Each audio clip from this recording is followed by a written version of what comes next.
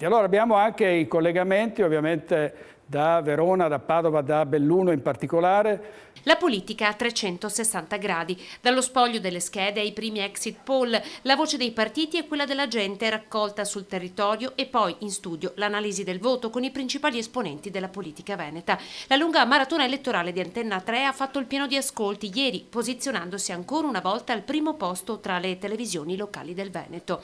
Una diretta non stop condotta negli studi di Antenna 3 che hanno ospitato decine di rappresentanti della politica del territorio.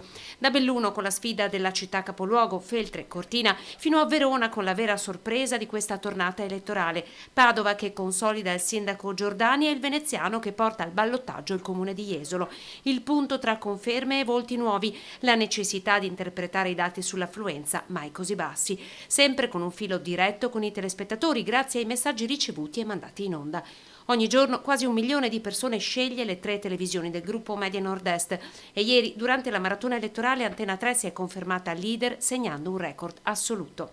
Un successo che ci spinge a fare ancora meglio il nostro lavoro, raccontare un territorio attraverso la voce di chi lo abita, interpretare i dati e riportare il messaggio che le urne hanno dato anche questa volta alla politica.